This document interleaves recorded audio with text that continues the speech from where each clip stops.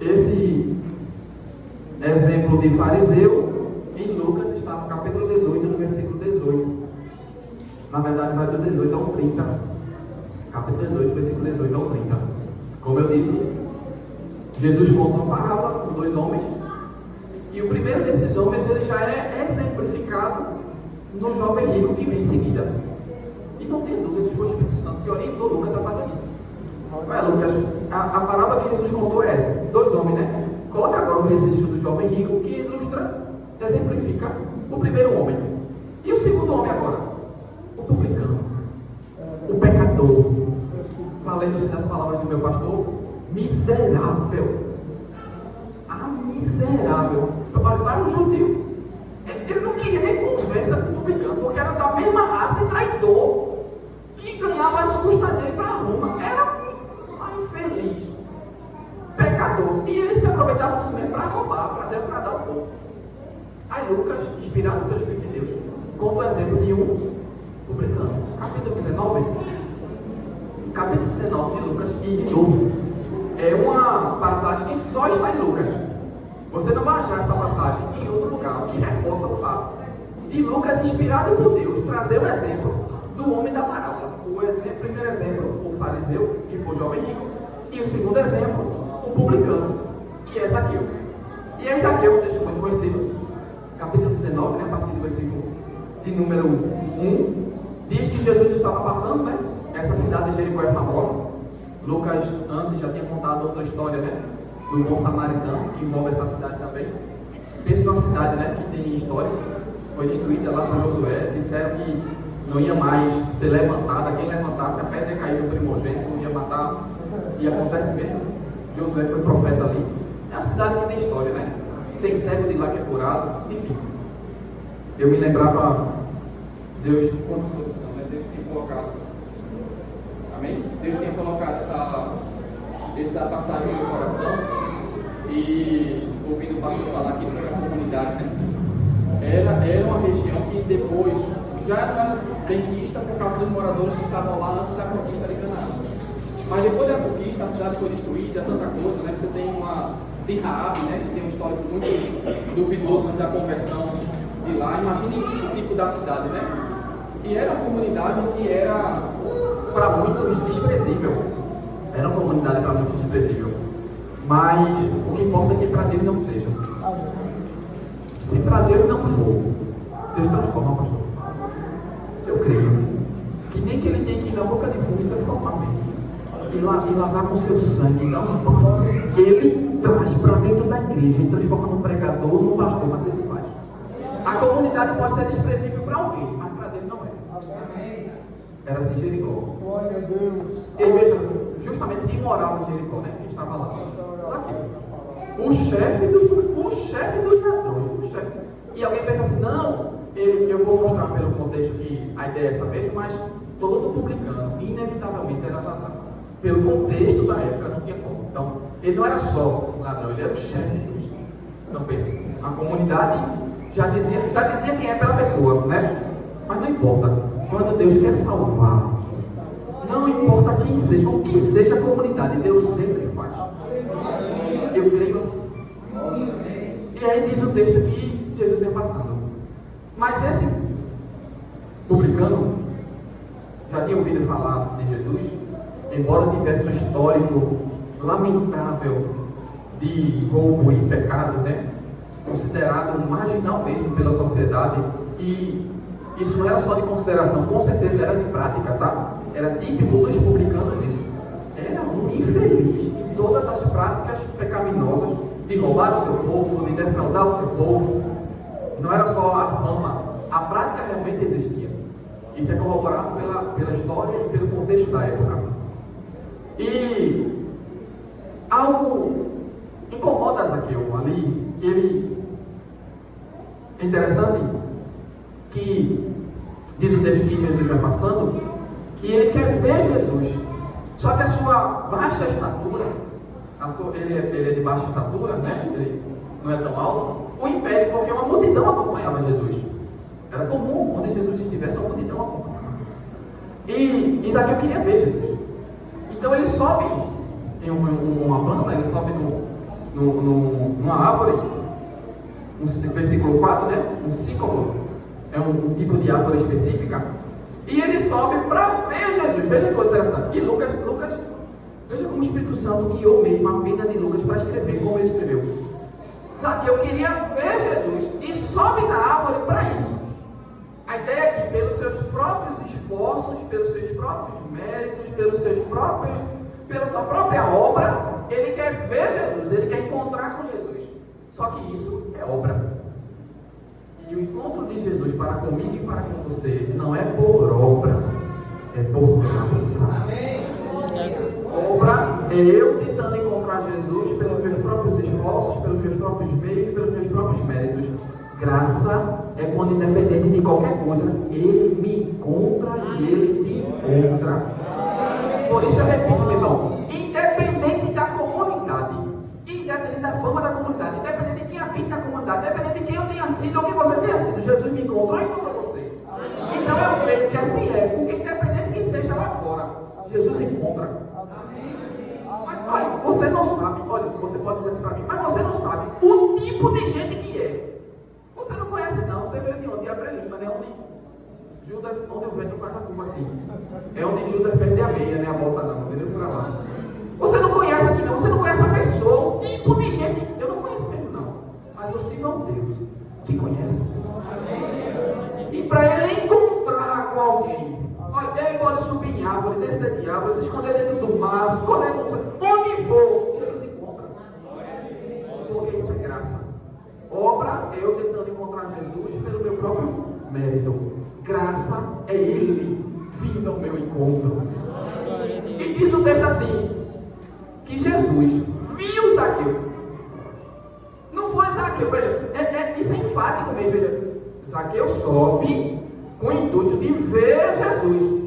Zaqueu sobe com o intuito de ver Jesus. Mas o texto diz que foi Jesus quem viu Zaqueu. Porque não é obra, é graça. É graça. Graça é alguém na pior condição humana, perdido, considerado desprezível pela sociedade. E Jesus ir lá, dar um banho de sangue, salvar, libertar, curar, dar dom, vestir um terno, vestir um vestido, vestir uma roupa de gala, trazer para dentro da casa dele, dar dom, usar ele para cantar, para curar, para pregar. Isso é graça. E melhor, escrever o nome dele. Talvez o nome tivesse numa lista. Eita Jesus. Talvez o nome tivesse numa lista já de certo para morrer. Talvez o nome tivesse numa lista do leito de hospital, de que ia estado terminal, de que não ia mais voltar à vida. Talvez a lista tivesse já certo, dentro de uma cela, para ficar lá para sempre. Mas, quando Jesus escreve o nome no livro da vida, minha irmã, é graça. Você entende o que é graça? É Deus pegar eu e você que não merecia nada disso, dar um banho de sangue, lavar e dormir no sangue dele, fazer o Espírito Santo dele habitar dentro da gente, escrever o nosso nome no livro da vida. É graça. Me diga o que foi que você fez para merecer isso. Me diga o que você fez. Eu não fiz. Foi graça. Foi graça. Então, do jeito que ele fez comigo, com você, ele pode fazer. Olha, com aquele lá, viu? Aquele mesmo que você veio falando hoje de manhã. É com aquele. Com aquela que você disse que não tem jeito. Que só Jesus dá pra ser Jesus mesmo. Jesus hoje chega e diz, deixa que eu cuido. Eu trato, eu resolvo. Porque é graça. Para mim e para você talvez já não tivesse mais jeito. Mas para Jesus tem. Talvez tenha alguém da nossa família, um cônjuge, um filho, que para a gente, olha, já. Mas para Jesus tem jeito? Para Jesus tem jeito. Porque quando ele quer, ele olha, independente de onde esteja. Talvez nem você saiba por onde ele anda, por onde ela anda. Mas Jesus veio. Você não, mas Jesus veio. E é quando chega o dia de Jesus encontrar. Por quê? Porque é graça. E aí diz, né? Ele sobe pelos seus próprios esforços, seus próprios méritos, queria ver Jesus, mas parece até ironia. Aí diz o texto E Jesus viu Zaqueu e disse assim: desce depressa, versículo 5, por mim convém ficar hoje em tua casa. E ele desce depressa, eles vão para casa, o judeu fica tudo, e aí você entende porque o judeu fica daquele jeito. Como é possível ele ir comer na casa de um infeliz desse? Tantos homens piedosos que poderiam ceder sua casa para Jesus, ele vai para a casa de um infeliz desse, traidor da nação, pecador, ladrão. Não acredito que Jesus faz isso. E Jesus vai. E por que Jesus foi? E no versículo, isso é no versículo 7, né? Eles murmuram. No versículo 8, Zaqueu levanta e diz assim: Senhor, eu hoje divido metade dos meus bens. Era um homem de muitas posses, viu? Você já sabe de onde vieram as posses, né? Hoje eu divido metade dos meus bens e dou para os pobres. Lembra que a gente falou de amor em ação? Olha, veja, de novo, não é por acaso que uma é amado por Jesus e na hora de demonstrar o amor na prática, diz: oh, não, isso aí eu não posso fazer não. Veja, isso não é a mesma coisa. Olha, presta atenção. O que é que Jesus diz para o jovem rico? Venda tudo que você tem. Jesus diz, presta atenção. Jesus diz: venda tudo que você tem, dê aos pobres. Não, isso aí está para mim. Fariseu. E agora com Zaqueu? Precisa Jesus dizer? Mas você vai saber que é exatamente a mesma. Olha, parece que se repetiu. A cena se repetiu, o filme. Repetiu. Só que agora não é Jesus que diz, não. A atitude parte de quem? É de Zaqueu. Senhor, eu dou metade do meu bem ao pobre. Olha, se você entender isso, a ideia de que o texto é contínuo, né? É um episódio só.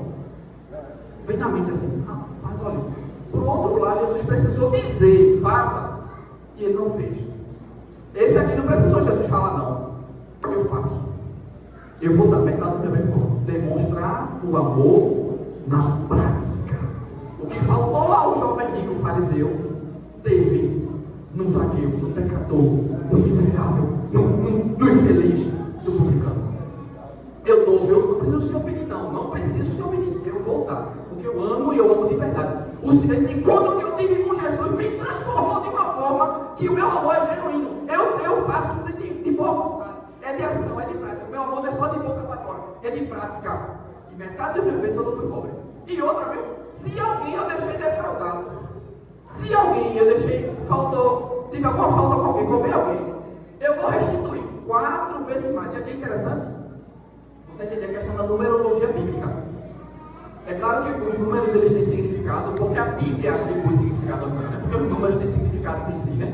Isso é outra coisa, né? Isso não é Bíblia, isso é outra coisa. Mas a Bíblia atribui significados aos números. E de tantos números que a gente podia falar, não daria, né? Isso aí teria que ser outro momento. 2 números que é interessante na Bíblia é o 10 e o 4. Rapidamente, o 10, veja, ambos têm uma ideia de totalidade. Ambos têm uma ideia de totalidade. Para você entender a ideia aqui da fala de Zaqueu, tá? O 10 significa um todo que pode ser acrescentado. Então é uma totalidade, mas que ela não é completa. É uma totalidade que pode ter acréscimo. Exemplo, foram quantas pragas? Na verdade a gente chama de praga, né? Mas o texto chama de prodígios, milagre e maravilha. Porque o que Deus manda não é praga, o que Deus manda é coisa boa. Pode não ter sido para os simples, né? Mas o que Deus manda é coisa boa. A gente é que chama de praga. Mas é prodígios, sinais e maravilhas. Foram quantas? 10. Mas quantas divindades tinham no Egito? Milhares. Poderia ter mais de 10? Poderia. Mas por que só 10? 10 é um todo que poderia ter mais, mas é um todo que diz assim, é suficiente. Entende? É por isso que são 10 virgens. É por isso que são, por exemplo, Elcana, quando vocês lembram da rixa ali, né, de Penina e Ana, e aí Penina podia gerar, né, mas Ana não podia, mas Elcana amava mais a Ana, e Ana parecia que estava entrando em depressão, porque não gerava filho, nem na cultura, ainda hoje né, os pais de plantão aí, filho é bênção, né? Amém, irmão? Você que é filho, né, entenda isso, você é uma bênção do seu pai, então não só diga que né, seja uma bênção do seu pai, para sua mãe. E aí, Ana está triste, está angustiada está falando, você tem que comer. Eu não te sou melhor do que 10 filhos. Por que ele fala 10? Porque ela poderia ter mais de 10. Mais 10 é uma ideia de totalidade. Então, todo vez, ele já completava Ana. Então, o 10 ali na fala dele é uma ideia de todo que poderia ser acrescentado. Esse é o significado do 10. E o significado do 4? É um todo que não precisa de acréscimo. É um todo que não precisa de mais, porque ele já é completo. É um todo, todo mesmo. Não é um todo que ainda pode ter mais. É um todo, todo mesmo. É por isso que são 4 evangelhos que narram a vida de Jesus. Mas não precisa de mais um novo evangelho, um evangelho apócrifo, outra coisa que fale da vida de Jesus de forma inspirada, porque são 4 que são suficientes e não precisa acrescentar, que fala da vida de Jesus. E o 4 aparece muito na Bíblia, né? 4 cavaleiros, 4 ventos, enfim. É um todo que não precisa de acréscimo. Então, quando Zaqueu diz assim, eu vou restituir 4 vezes mais, alguém diz assim, ele está citando a lei. Ele está citando a lei, né? Que na lei diz que quando você defrauda alguém, você tem que restituir com uma porcentagem a mais. Quase que você acerta, mas na lei diz que é o quíntuplo. Não é o quádruplo, é o quíntuplo. O que Zaqueu está falando é a ideia de todo que não precisa de acréscimo. Então o que é que ele está dizendo? Eu vou restituir, que não vai ter falta. Se eu estou devendo alguém, eu vou pagar até o último centavo, mas eu vou pagar tudo. Não vou ficar devendo nada. Sabe o que isso quer dizer? Que o encontro de Jesus com Zaqueu surtiu um efeito transformador. Mas olha, ele era um infeliz, ele era um pecador, ele era um ladrão, ele era.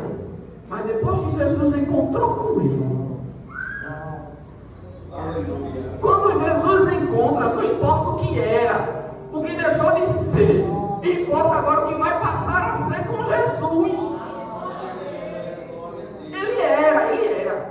Mas depois que teve um encontro genuíno com Jesus, foi transformado, foi renovado, foi regenerado, foi santificado, foi justificado, teve um nome escrito no livro da vida. É uma nova pessoa, é uma nova criatura. As coisas velhas se passaram, se fez tudo novo. Amém. E ele diz assim, Senhor, restituo 4 vezes mais. Aí Jesus diz assim, no versículo 9, para ele encerrar. Hoje, Lucas é o único. Eu acho interessante os textos de Lucas. Olha, Lucas, por ser médico, doutor, homem da razão, né? Ele traz cerca de 800 palavras a mais, diferentes dos outros evangelistas. Exemplo, a palavra que o nosso pastor usou aqui, gasofilácio. Não é todo mundo que sabe o que é o gasofilácio, não. Parece língua estranha, né? Mas é estrangeira. Lucas traz essa palavra, o gasofilácio. Essa é uma palavra, homem hidrópico, homem que tinha um problema de água no estômago. É uma expressão só de Lucas. Palavras diferentes, né? Esse hoje, do versículo 9, só tem Lucas. Essa palavra hoje, do jeito que ela está aqui, só tem Lucas. Hoje, é do grego semero. Só tem Lucas. Por exemplo, ele usa essa palavra quando no capítulo 4 Jesus pega o rolo de Isaías, abre e lê numa parte que está escrito assim: e o Espírito do Senhor me ungiu para que eu curasse, libertasse, ungisse, pregasse, evangelizasse. E ele dobra o rolo de novo, entrega ao assistente, olha para o povo e diz assim: hoje se cumpriu o que está escrito aqui. Hoje. É a mesma palavra que está no capítulo 23, versículo 43, se não me falha a memória. Jesus está morrendo, crucificado com 2 marginais, uma direita e uma esquerda. E um diz assim: olha, tu está aqui porque tu merece mesmo. Esse homem está aqui porque mereceu mesmo. Aí o outro diz assim: não, Jesus não. A gente está aqui porque a gente merece. Jesus não. Esse homem nada fez. Aí diz assim: Senhor, lembra-te de mim quando vieres ou entrares no teu reino. Às vezes diz assim: hoje estarás, não é amanhã não, é hoje estarás comigo no paraíso.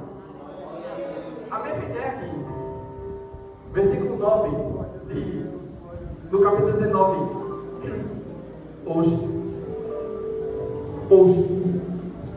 Talvez você tenha um sonho, um projeto, um planejamento, até uma promessa que Deus já fez há muito tempo, que talvez nem você lembre mais, e já ficou esquecida.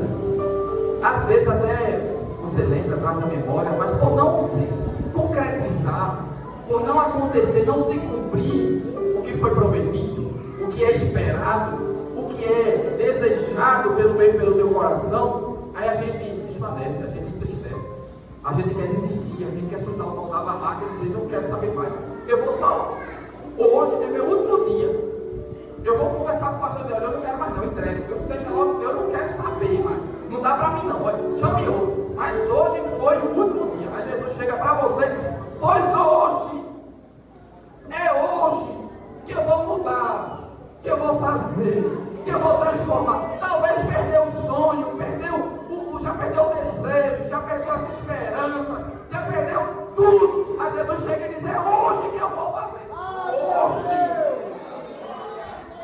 Hoje. Agora você tem que crer.